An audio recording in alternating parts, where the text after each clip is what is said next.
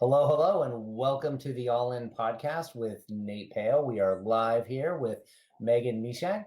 She is with the Path to Presence Club. Meghann helps salespeople and sales leaders achieve their wildest dreams, whether you're a salesperson looking to get to President's Club in your first year or a sales leader looking to get to 100 million in revenue. She can help. Welcome to the show, Meghann.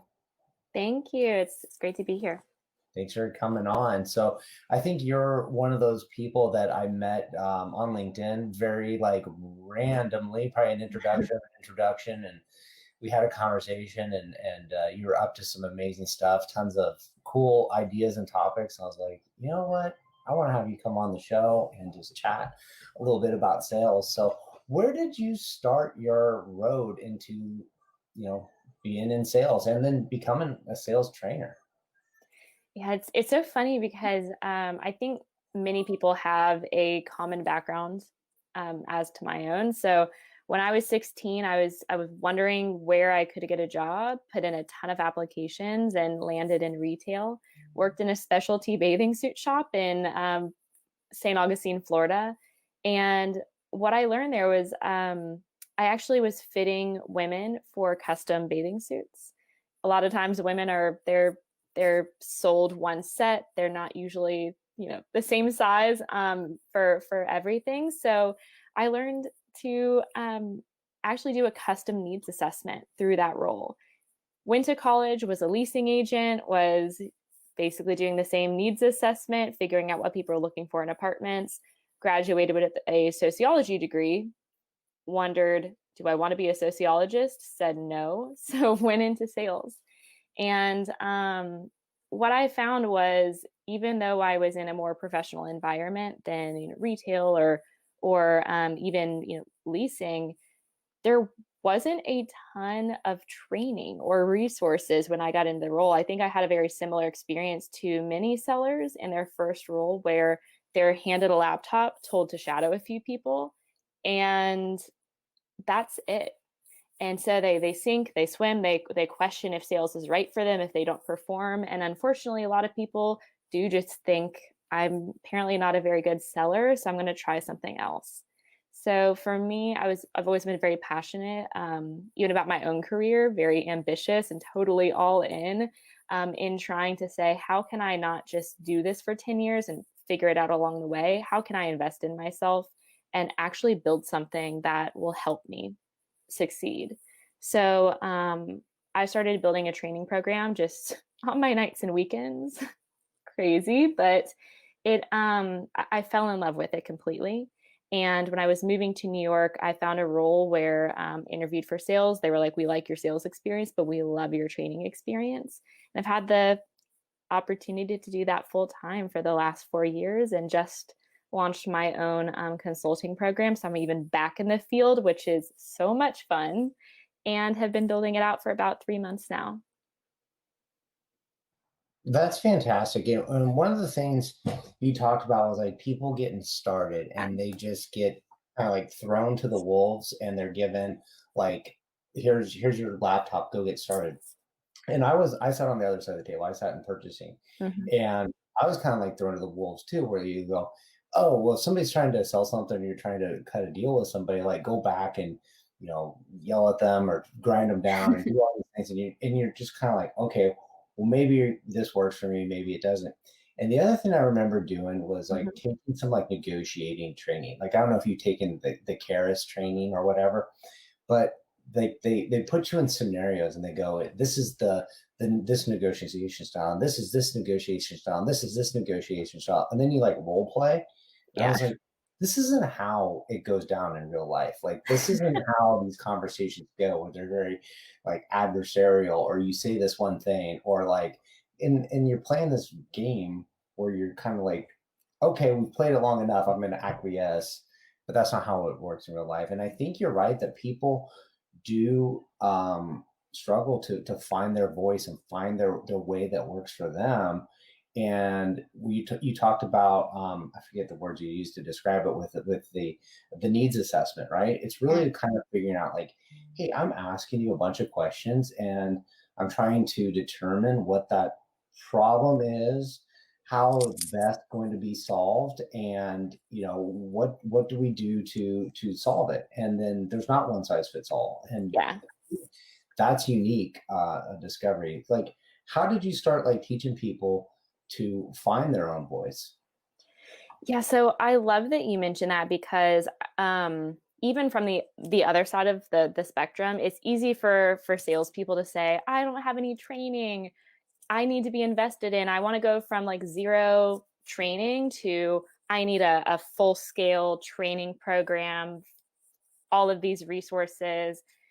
And for sales managers, they're just wondering, how do I actually, how am I supposed to build this if I don't have a full time resource?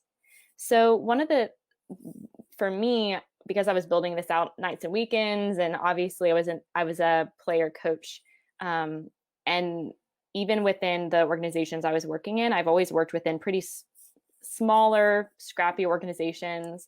And so for me, I really like finding that middle ground. I think a lot of times, one of the easiest ways that sellers can invest in their own careers or sales leaders can build a really scalable, easy to implement onboarding program is simply providing role plays that are real.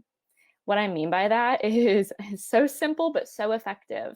If you can actually take it outside of the classroom, what I mean by that is like most of the time people say, okay, let's do a 2-week boot camp, hypothetical situations. We're going to teach you pricing even before you get an opportunity. How are people supposed to remember all of that? How are they like also just from basic retention statistics? You're not going to memorize all of that and you're probably not going to be able to use it. So, what I do is just very simple implement 4 checkpoints that are role plays with their real accounts. So, for sales leaders, I think this actually is more similar to what sales leaders normally do, right? We help people, we try to get them their first account. A lot of times we're joining them for sales calls because they don't know a lot. We're probably jumping in and supporting them.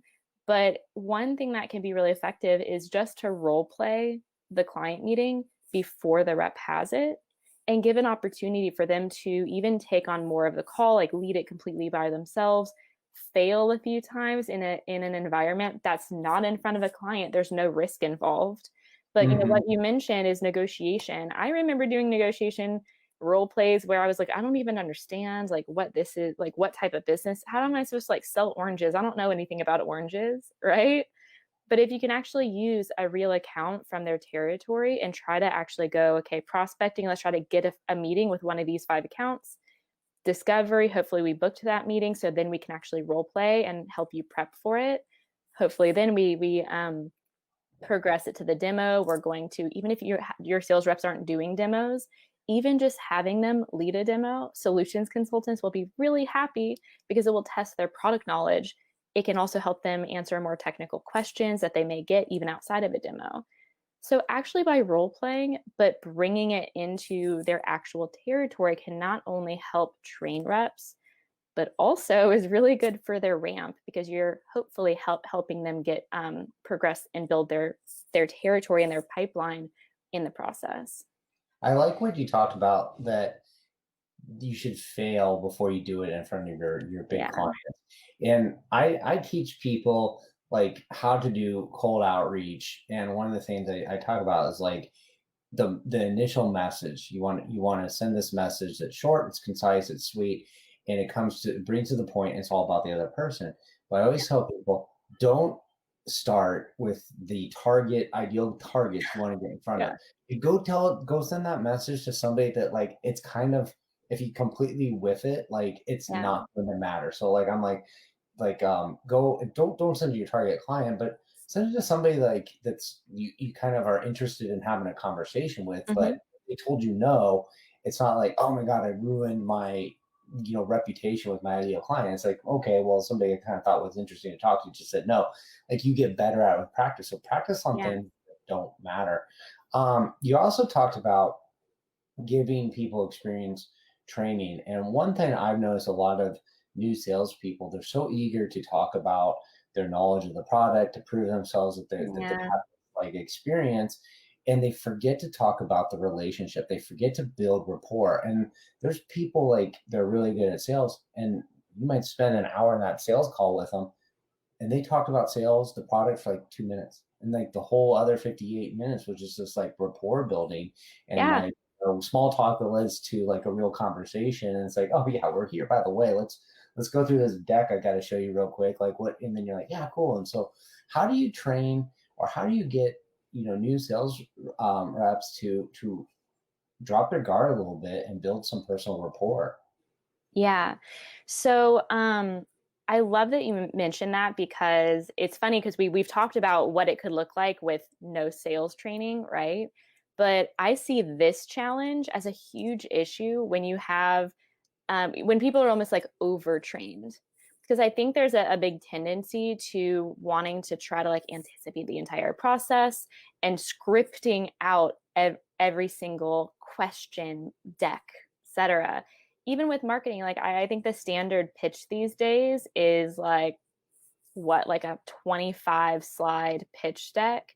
I don't use pitch decks. I know that that's challenging. I actually use more of discovery uh, question and note templates. So I think that a lot of times organizations, they have more marketing resources than they do training resources. And what that typically ends up with is trying to script out the entire conversation, even from like trying to script a rapport. Hello, welcome to the meeting. These are some of our clients. And it's just not from that training natural environment. Every single team, every single person who's telling you to do something is coming from their own perspective and background, right?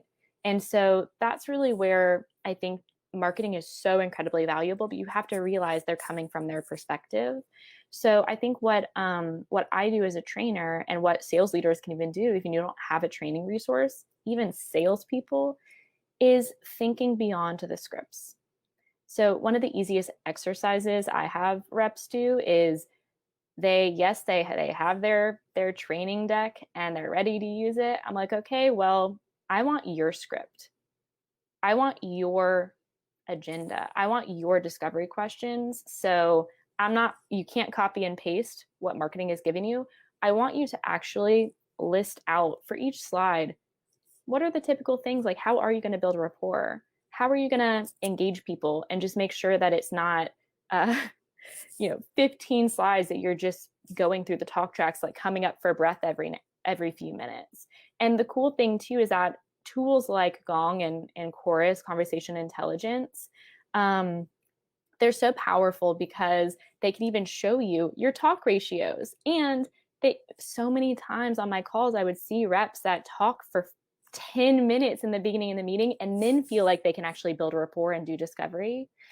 But what I try to get people to do is to have that healthy balance. So an easy exercise is to actually have them customize their own scripts, and for every single scripted part of the conversation, balancing that with some really custom discovery questions. Now, the thing is, even that is still a bit scripted, right? You cannot anticipate everything that's going to happen in a call. It's hilarious to think about, right? Like the fact that we think that we can. So that's where role plays can come in. And really, I tell people, like, our whole goal here, it's actually fun with sales leaders, is to challenge you and to try to give you questions that we know you're not going to know the answer to. We even have like bad cop, good cop. We've all had those people who, even if you ask them open-ended questions, they find some way to give a one-word response. So I think also finding ways to test and prepare people for those scenarios, and also giving them feedback in a way that is not focused on scripts. Hey, I think you should say this exact thing, but actually focus on best practices. Did you build rapport? Were you able to set the expectations and goals for the meeting and then actually accomplish those goals? Were you able to dig into pain?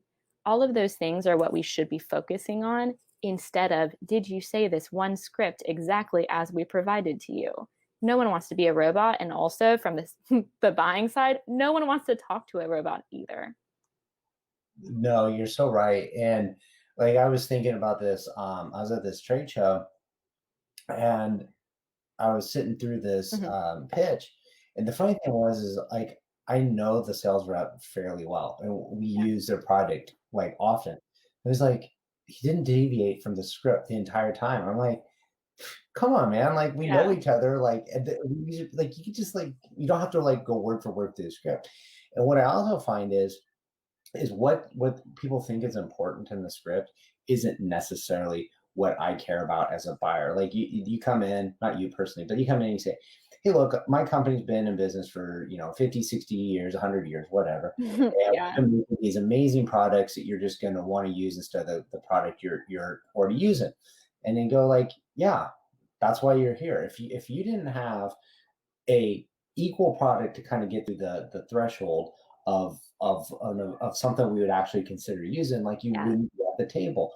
So the only reason I'm going to choose your product over somebody else who's got the same story, they're telling us they've been in business a long time, they got quality products, they got different bells and whistles, like those things that you're telling me, like all your specs, all your cut sheets, like it's important, but it's not important for me to make that decision. Where it comes Yeah. important is if I decide to use you instead of my competitor or your competitor that I've been using, I take that data and I go use it to justify it to my boss and my superiors. Why did you Yeah. pick somebody else we've never used before?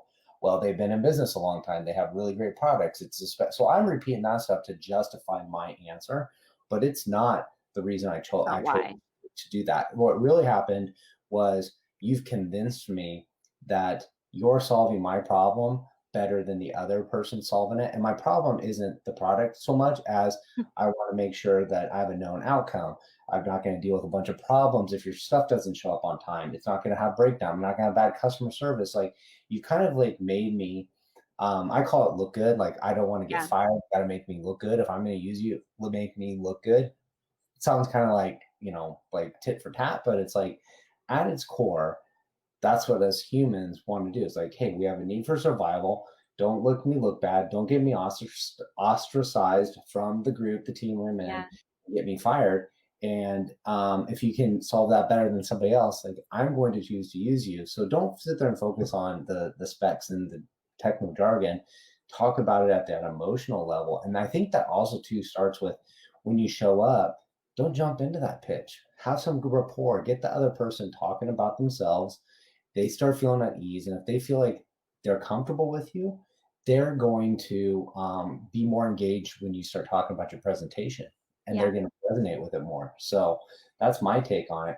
Yeah. Um, So you that's know, actually it's so interesting what you said there too, because one of the comments that came through was saying like it's all about frameworks, right? Over scripts. And I think that's so valid because so many times when you give people a script, you're not saying, hey, use this, when, and why. You're just saying, say this, say that. So we're like, I hate this because I do think that scripts are very valuable and they can shorten the process a lot. But I also believe that scripts breed stupid reps, right? If you're only providing a script without the why, the how, all of the contextual framework and the strategy behind it, then you're ultimately just building sales robots that probably won't be successful because they won't be able to adapt that.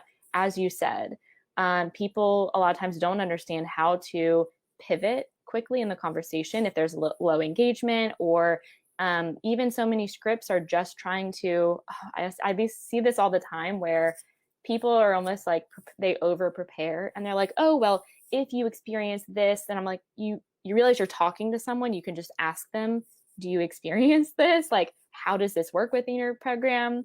And so I think so many times we're overly scripted.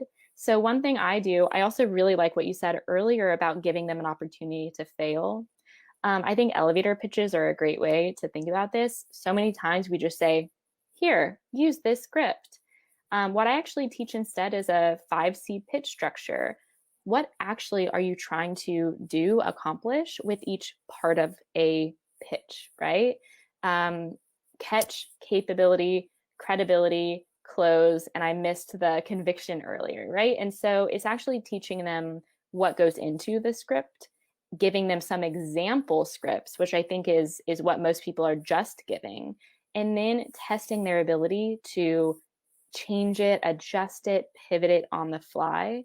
That's how I think we should all be thinking about it. And I know it's so easy to just give a script and expect people to use it, but we've all seen it doesn't typically work that well.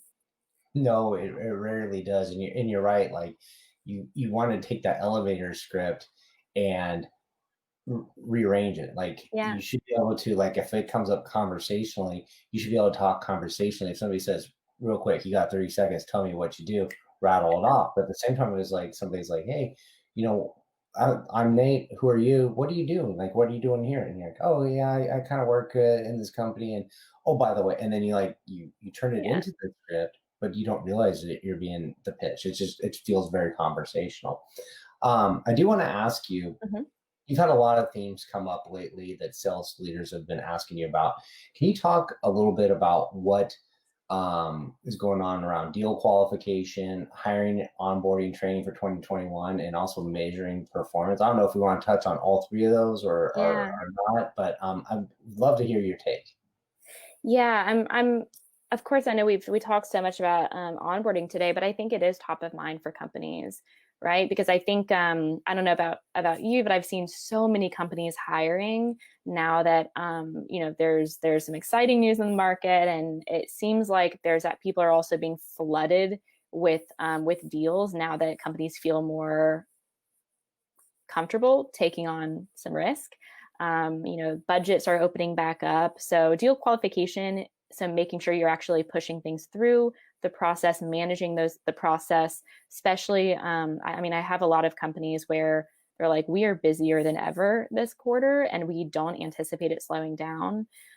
So that's critical. In a lot of ways that people are solving that issue is by scaling their teams and making sure they're continuing to develop them. So I have a lot of teams that are wondering, like, how do I bring on 15 people in 2 weeks?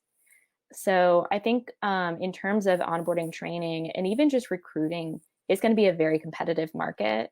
So even using training, onboarding, people are going to be asking, like, what does the training program look like? How will I be successful in my first few weeks? And I think it's a really good way to ensure that we get all of our reps up to speed quickly and easily, but also that we can even differentiate ourselves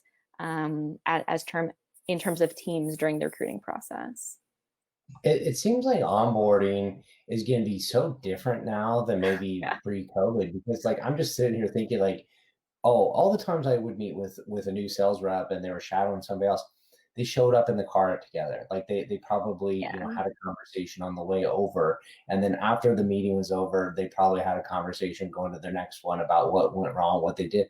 And now you're on this digital platform. Like, do they even like, do you get on ahead of time? Like, hey, what are we going to talk about? It just feels like you're losing a little bit of that day-to-day human interaction, the water Yeah. cooler talk. Like, so what does the onboarding feel like compared to the way in the past? Like, how do you train people better with this, the I don't know, what's the word you would use for it? That there's just kind of this like uncalculable thing that happens when Yeah. people are interacting with each other in a casual conversation. I love this question because it's one that I get constantly as a trainer. Because even when I've been training teams, I normally do quarterly business reviews, and teams are asking me, "Hey, like we want to do a 3-day event." I'm like, "There's no way that people are going to be able to pay attention virtually for 3 days." There's my team told me like we can't even pay attention for 3 days in person, right? So I think there's a few key things that apply to both training as well as onboarding virtually, no matter if you have an entire team that's even in the same time zone that's just working virtually, or you have people all over the globe, like many of the companies that I work with. And the good news is that even for those global teams, these best practices will benefit them so that even when we come back from COVID, I think there will be a lot more cohesion between different time zones, different teams, because people are having to answer these questions. So a few things that I'm thinking about is just even format. I do think that previously we anticipated and expected everyone to be always on all of the time.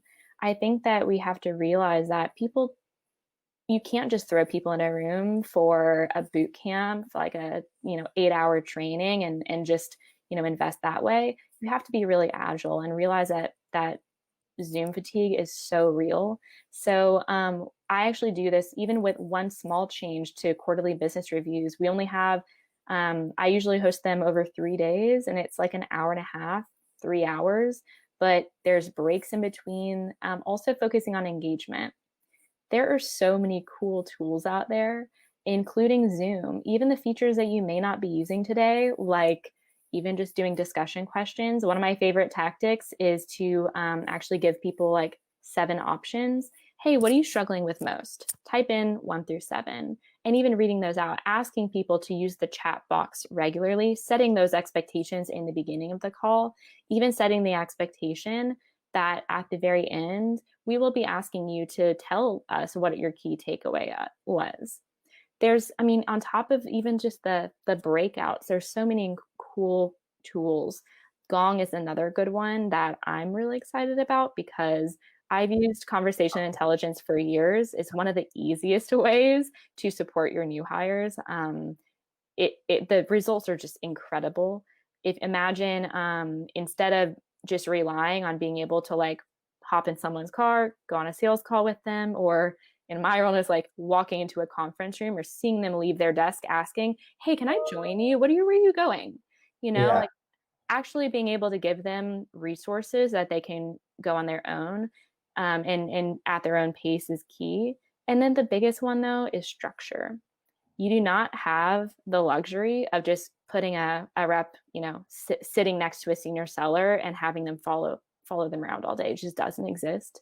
So adding a tiny bit of structure and just communicating, saying, hey, these are the clear expectations.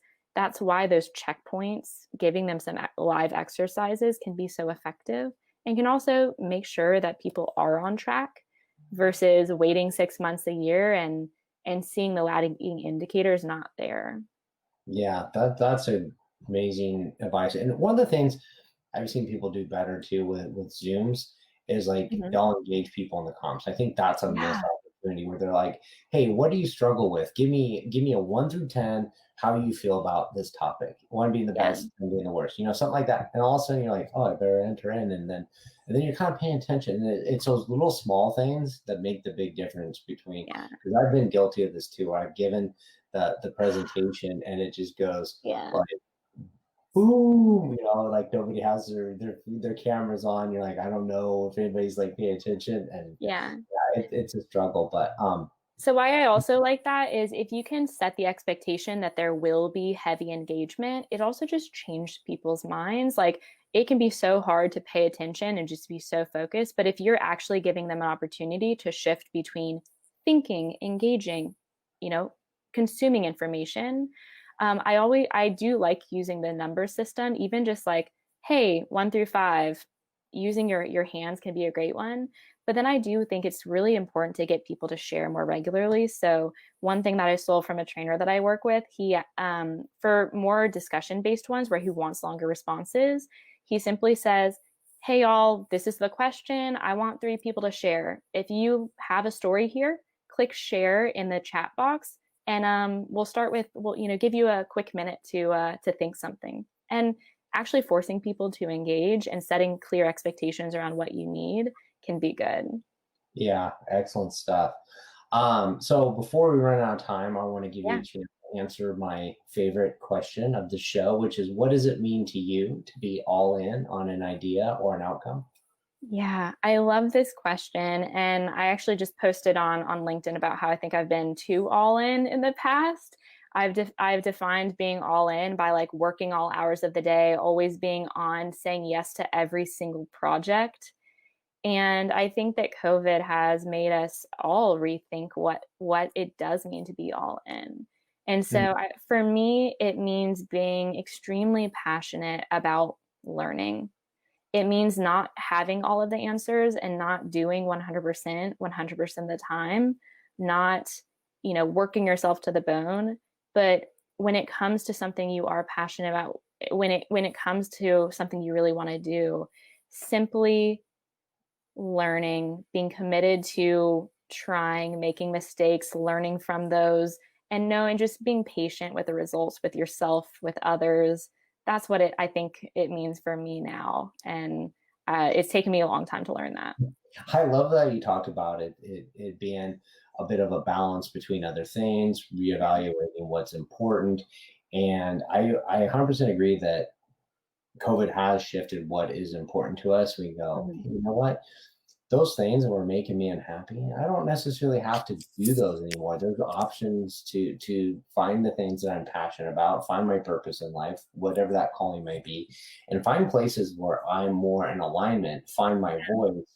And when I think once you find your voice, like it flips the switch. Things become a lot easier, especially sales, being a buyer, being a seller. Like I've done that where I'm like, okay, well, this is how my mentor told me how to do it. I'm doing what they said, and it doesn't feel right. But once you kind of Yeah. flip it and do like your way of doing it, when you find what works for you, it's like, oh, this is fun. Like I love it. Like it's a game. Like all of a sudden it's fun. But I didn't adopt that like hard pressure, beat them up, grind on a mentality. I kind of got it as like a game of like, hey, we're batting back and forth, and it's kind of like Yeah.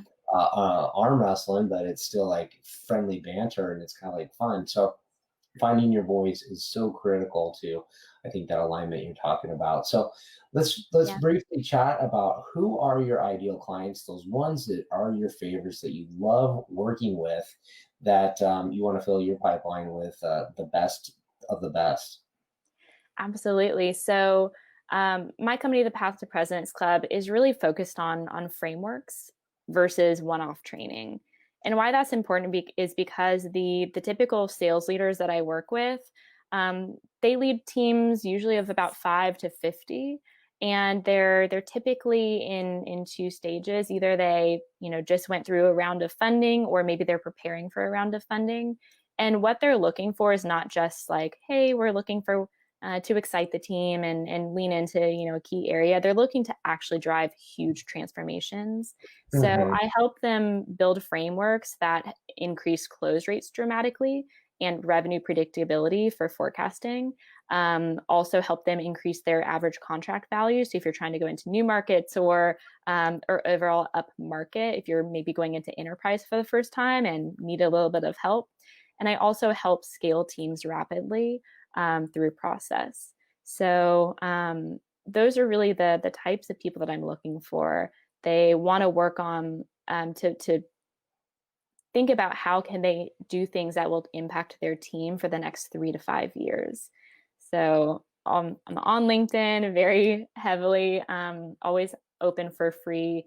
I also free coaching, consulting. I actually have I don't work as much with reps one-on-one these days. So I actually have coffee on Tuesdays and Thursdays open for reps. Hopefully I don't get flooded with requests, but I actually booking through February, so I'm okay if I do. Awesome. So where should somebody actually go if they want to get connected to you and book a virtual coffee there with you?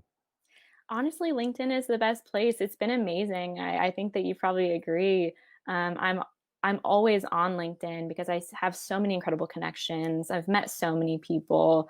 I personally learn so much from the people I follow. So Mhm. I think that's the best place to connect. People are like, "Why are you on LinkedIn so much?" I'm like, I'm actually like having conversations like Yeah, constantly. Like there's like you comment on like 3 or 4 posts, and there's like a thread kind of going, and then yeah, some DMs, and then I'm in a group chat, and it's like what are you doing on there? I'm like, I'm conversing and having yeah, real conversations with people. And sometimes it doesn't feel like it's work, but technically yeah, I guess it's work, it's prospecting, it's networking, it's building rapport with people. But it's not like you just scroll on Instagram and like, oh, that's neat and pretty. Like it's like yeah. these are like You're like, I'm sorry, I need a little bit of time on LinkedIn. I'm advancing my career, finding new business, connecting with people, finding like meaning in my life.